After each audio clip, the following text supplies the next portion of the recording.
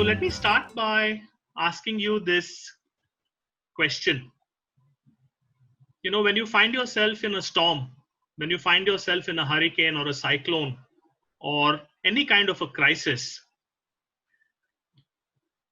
the truth is that every crisis demands heroic leadership. The question is, where is the map? And when something unprecedented, something crazy like COVID, a pandemic happens, we're all leaders. We know that we have to step up and demonstrate our leadership, but many of us don't know if there is a map and we are trying to figure it out, which is the reason why there is so much uncertainty and there's so much worry, there is so much anxiety right now in all sectors of society. What if I told you that there is a map? And the map is called the heroic journey.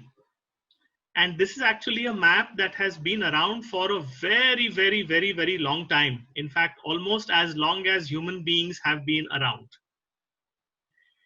But this map, the heroic journey map, which I'm going to share with you, was actually discovered and made popular by a gentleman called Mr. Joseph Campbell.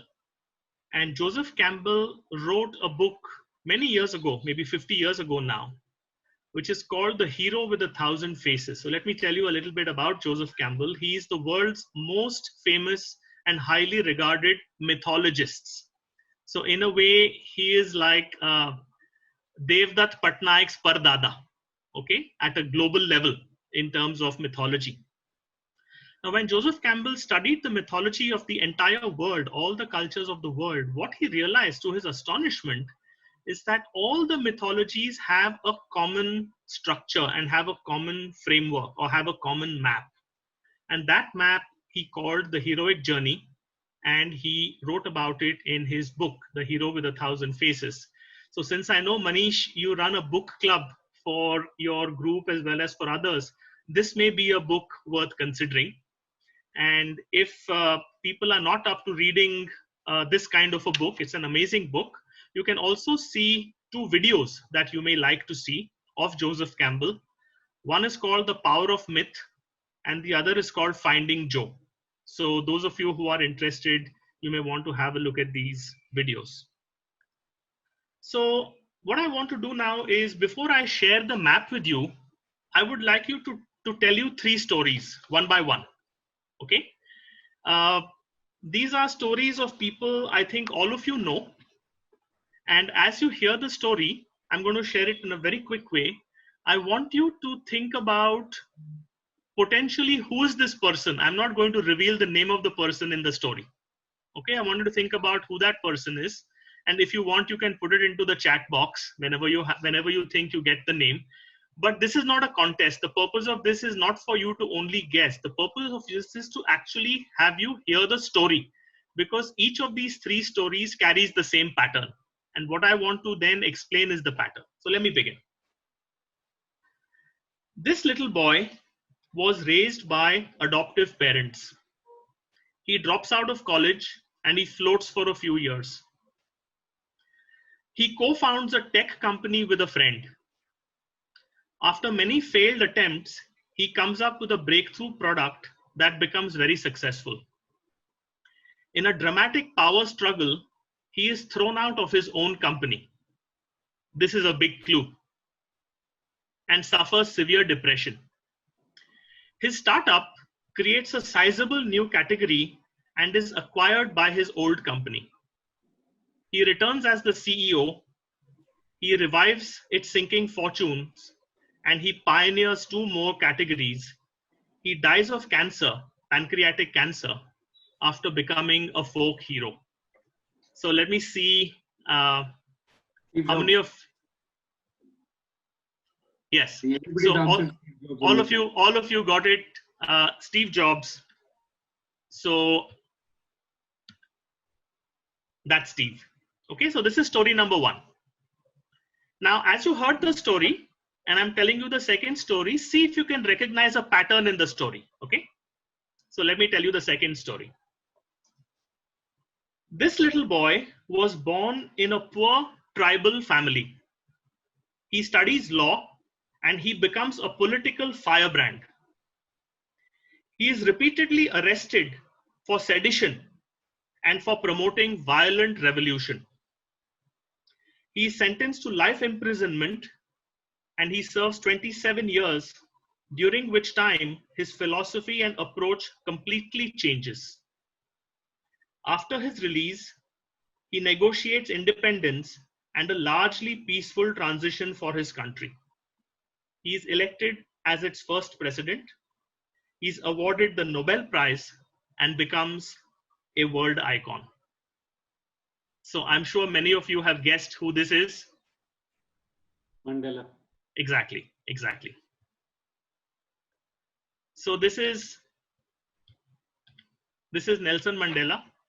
Nelson Mandela, before, when he was a boxer and a very militant, strong, firebrand kind of a guy, and then how he changed his approach and philosophy when he was in prison on Robben Island. Again, just think about the pattern that may be common that you are learning through these two stories. Now I'm going to tell you a third story, and again, see if you can recognize this pattern. This is a young farmer boy in a very remote area. He is raised by adoptive parents who are brutally murdered.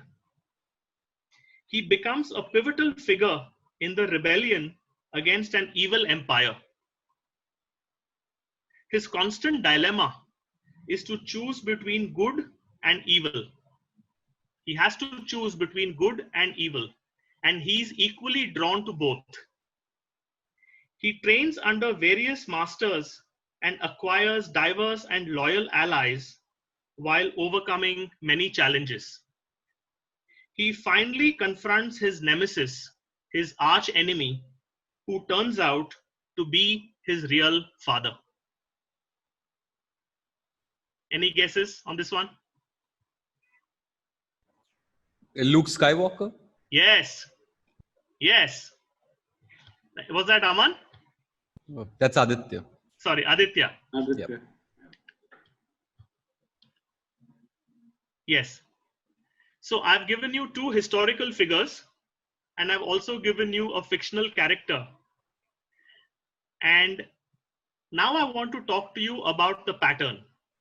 Okay, this is the pattern that Joseph Campbell identified as the common pattern between the heroic stories of all the cultures of the world, whether it's the Indian culture, the Chinese culture, the Egyptian culture, the Roman, Greek, you name it. All of those mythologies, all the hero stories follow the same pattern. So let me tell you what that is.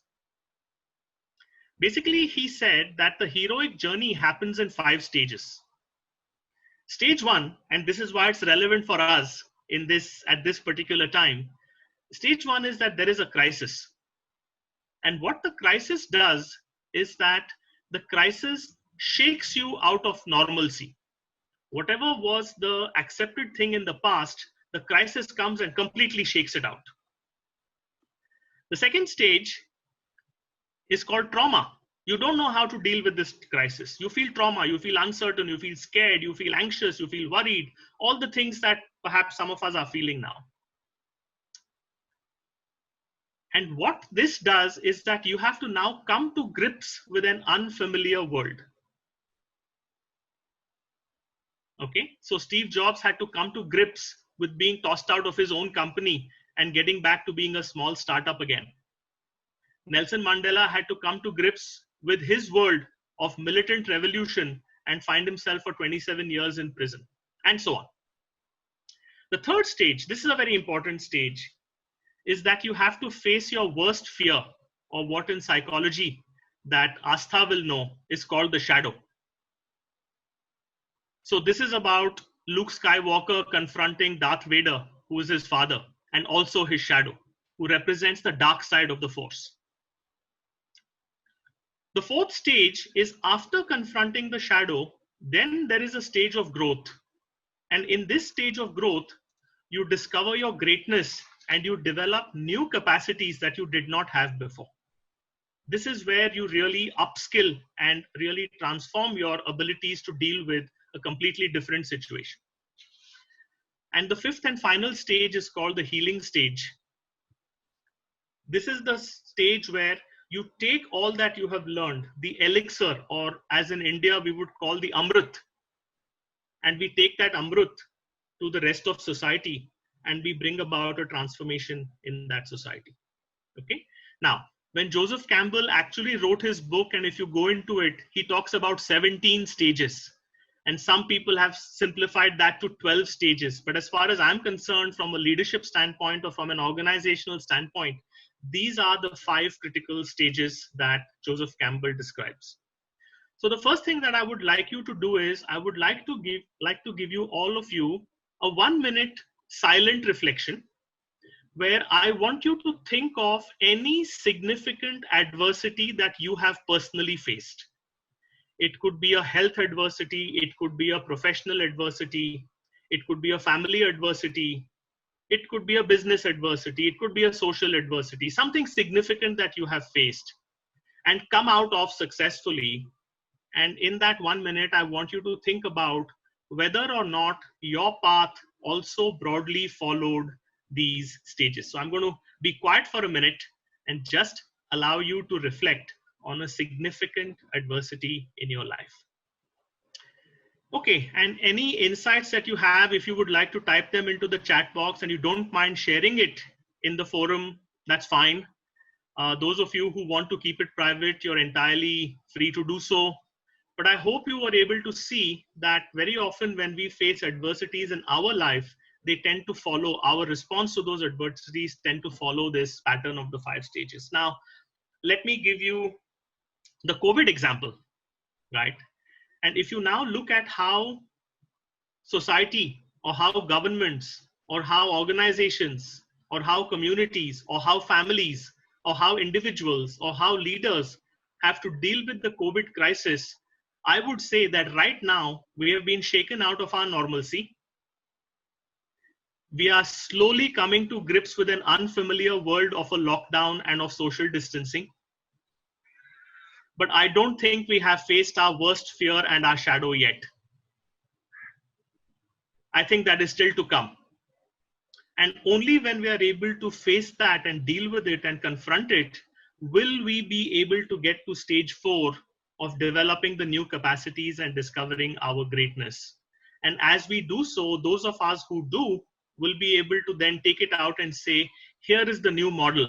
Here is the new model for individuals. Here is the new model for business. Here is the new model for retail. Here is the new model for aviation. Here is the new model for any sector that you can think of. So if you look at the situation that we find ourselves right now in COVID, I would say, this is my evaluation, you may have a different point of view, is that we are probably somewhere between 2 and 3, coming to 3. So with that, let me move on and tell you the other very important thing that Joseph Campbell said, which I think is relevant for all of us as leaders, as founders, as entrepreneurs. He said that this heroic journey, there are 2 parallel journeys that are taking place at the same time. The first is the outer journey, which is what are we doing in the world? How are we serving the world? This is the journey of selfless service. So in this journey, the hero achieves some very difficult tasks. He overcomes obstacles, he or she. He or she heals relationships in the outer world. And what they do as heroes is to uplift society. So you can think about, say, Nelson Mandela or Steve Jobs or even Luke Skywalker doing all of this. This is the outer journey. But perhaps more important or as important is the inner journey. This is the journey of self-mastery. And in this journey, the focus is not on achieving tasks, it's on achieving growth. And I link you back to Astha's earlier presentation where she talked about growth rather than goals. It's not about overcoming external obstacles. It's about overcoming our internal neurosis. It's overcoming our internal issues, demons, problems. It's not about healing outer relationships. That happens in the outer journey. But in the inner journey, we have to deal with our own internal challenges. And in the inner journey, the focus is on evolving ourselves as opposed to uplifting society. So Joseph Campbell made a very important discovery. He said there is a common map, there's a common path, there's a common process. And there are two parallel things that are going on. So as leaders, if you want to be a hero, then we have to pay attention to both of these journeys and work on both of these at the same time. Both are equally important. One without the other doesn't serve the purpose. Just selfless service without self-mastery doesn't work. Just self-mastery without selfless service also doesn't work. Now, in this context, let me give you my own journey and see how it fits and follows the pattern. So, in my case,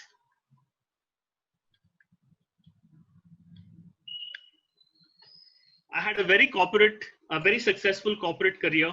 I was on this, absolute rock star trajectory in an advertising agency.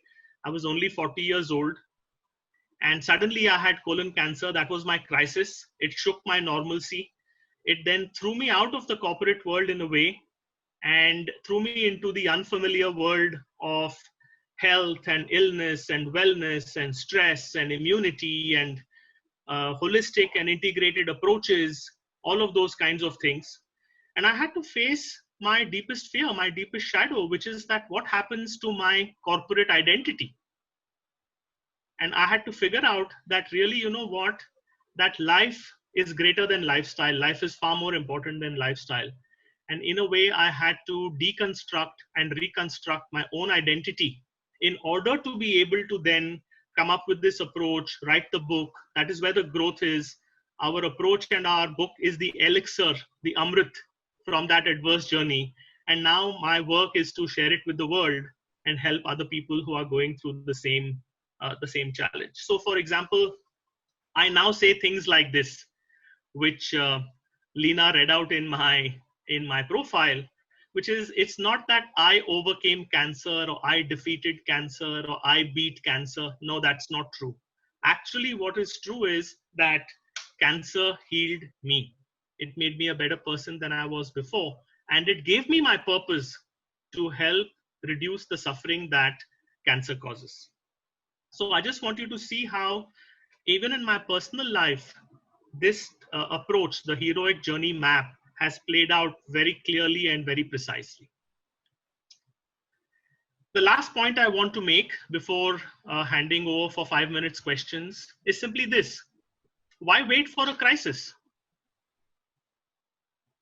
Why can't we journey consciously?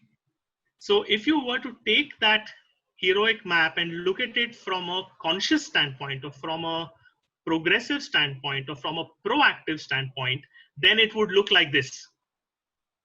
Instead of a crisis hitting you, you sense inwards, okay, is there an impulse to change, to move, to grow, to evolve? And if there is, then you anticipate that change. Instead of trauma, you let yourself dissolve. You throw away your old business model and you say, you know what, this is a new world. I need to figure out an entirely new business model. And basically what we are talking about here is allowing the old self to die, whether it's an individual self or whether it's an organizational self or whether it's a brand. Can we allow some of the old to die to create space for the new? The third is to engage that unrealized potential, that part of it that we have been neglecting, that part of it that we've been pushing away. Can we actually embrace it, just like you have to deal with the shadow in the heroic map? The fourth, from here, the process of evolution begins, where we are discovering new gifts and new capacities and new skills for us to grow from. And finally, there is resolution. So evolution, dissolution, evolution, and resolution. This is where we can actually become a role model or a transformative force in the world. So let me just summarize what I have said so far, that when we are in a crisis, leadership is critical. The heroic journey may be a map. So what happens is this, and this is my last message to you. Don't waste the crisis. Take the fork in the road. The only way out is through. We can't bypass this. We can't escape this. We can't deny this. We can't bury this. We have to go through it. And the people who go through first will be the leaders. And the heroic journey gives you a fair map of what you can expect on the way. And so I'd like to end by using a line from the famous Star Wars Luke Skywalker a series, which says, "May the force be with you, and may the force take reciprocity to an entirely new level."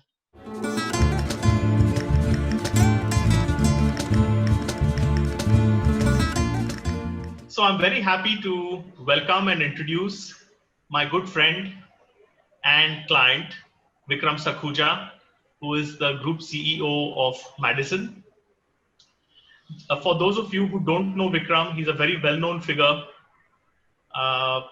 Vikram started his career in the marketing function, working for blue chip companies like Coca-Cola and Procter & Gamble. And then he took a gamble by going over from the client side to the agency side. And he joined what was then Mindshare and started working for the Unilever account in their specialized agency called Fulcrum. He rose to head the agency. He then rose to head Mindshare in India, and then continued his journey to also become the head of the Group M organization, which is like the holding company for all the media companies within the WPP group. If that wasn't enough, Vikram was handpicked to become the global CEO of Maxis, which is one of the Group M companies, which he did for a couple of years from India and also then from New York.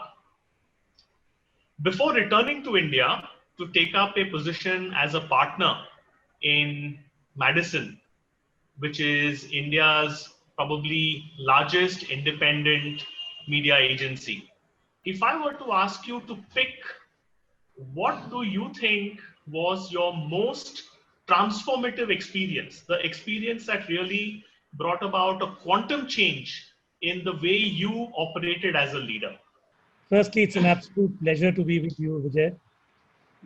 Every interaction with you is a growth interaction. I'd learn a lot from you. I think from a transformative standpoint, without doubt, I'd say the time when I was transitioning from heading Mindshare to taking on the Group M CEO role in India, that entire phase was the time when probably I transformed most as a leader and a manager.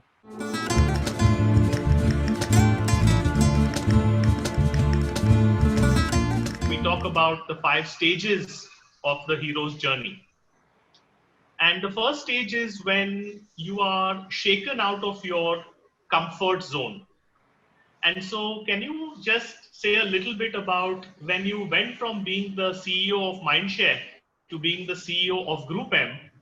What was that shakeout that you experienced? The part where I was sort of shaken out of my normalcy was that when I was running Mindshare, you have all these leadership styles.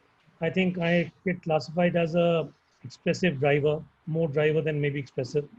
And like that, there were a few more people in our group. It was who were actually pretty aggressive. And so suddenly, sometimes when you're trying to drive your own agency agenda, you don't want to, or you aren't even aware of what the larger group agenda is. You feel them coming in the way and a waste of time. And I felt that and all the guys were good. It wasn't a political organization. But having said that, everybody wanted to do their own thing and didn't want to waste their time. So the management meetings were actually, these were my meetings. And I found myself getting tested because people may have gone out of those meetings saying that, was it a waste of time? Did we get anything out of it? Is this guy solving anything for us? And those kind of things.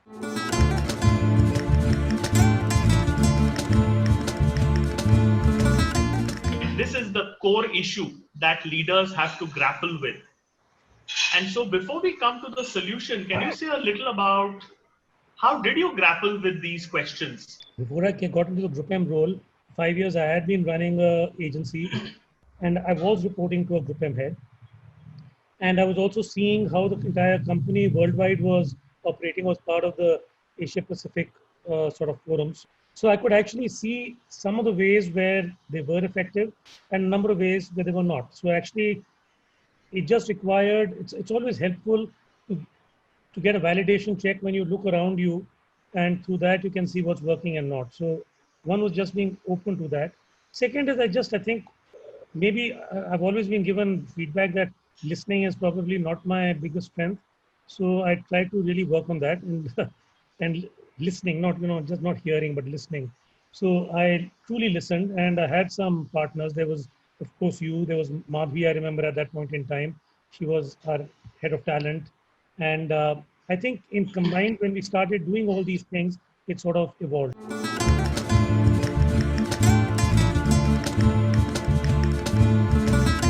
In every hero's journey, they say that there are allies and adversaries, and the allies support you, and the adversaries strengthen you.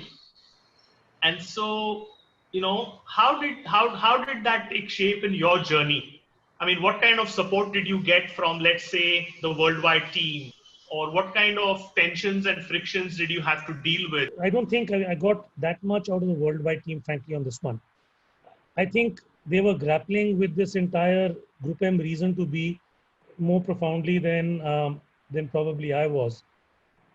I think, and all the good part for me was that even the adversaries were not like crabs trying to pull you down, but they were skeptics. So, I mean, and all of them without fail are very dear friends today.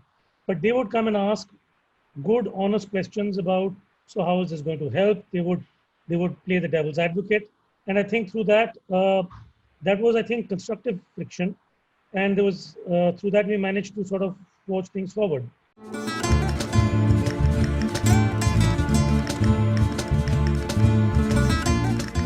I would say probably there was one part which was to do with the process that we did. It was a 3-day offsite process. We did a preparation, then we went to Ambi Valley, and there was a nice process that we did there. There was the stuff that happened in the mornings. Equally important was a kind of bonding across campfires at night. So there was venting happening. There was, I think the process there, it helped to develop a certain degree of common agenda and common bonding amongst what could have been a disparate group, but I think it became closer. So I think the trust improved through those kind of interventions.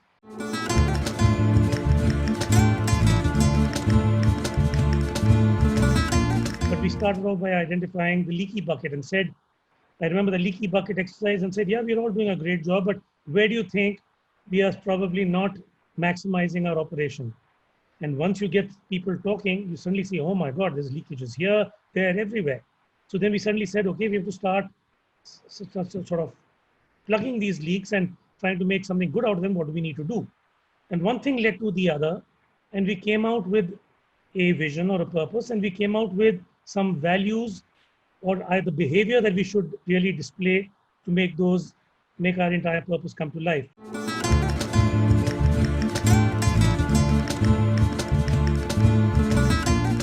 And I think after that, what really worked was we didn't just leave it as an exercise where we say we've done a vision, values, and rest of it. We actually had some very concrete action points coming out of it.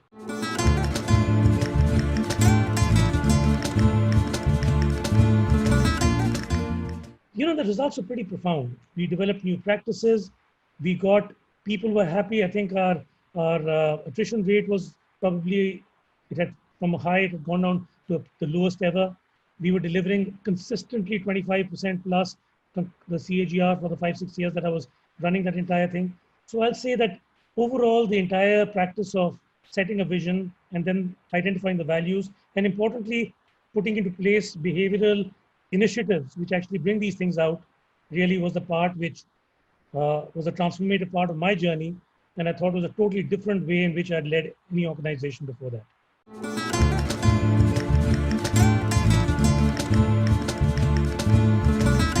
Coming to you, Vikram, as a leader, as a person, how was your leadership transformed through this process? I understood organization building at a much deeper level. Till earlier, when I was running an agency, it was still all told business building. And of course, I am a P&L junkie, so even in a Group M role, for me, it definitely has to come from everything has to drive business. but I truly realized the power of the organization in actually making that possible.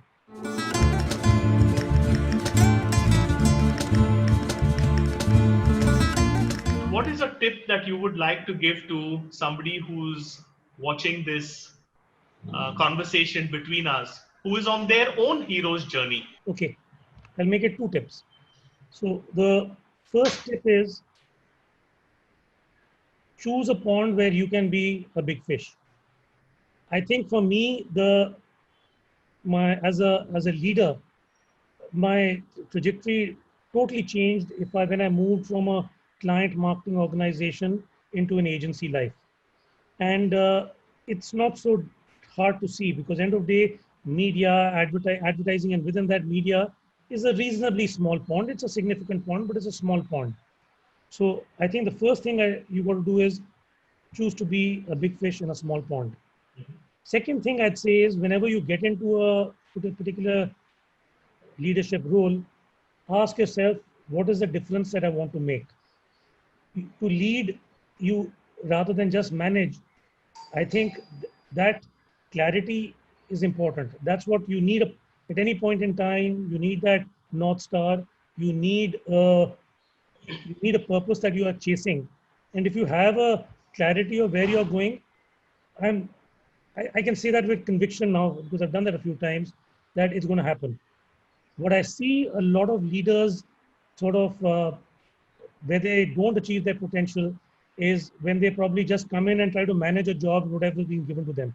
They don't form a point of view of their own as to how do they want to drive it. So have a pole star, North Star that you want to follow. So that's where I want to make a difference, and choose a pond that's where you're a big fish. So thank you, Vikram. That was a great conversation. Thank you for stepping up for this. This is the first Leadership Tapas conversation that I'm holding with anybody. So, we will learn as we go. Thank you for being open. Thank you for being candid. Thanks very much. As always, a pleasure, Vijay.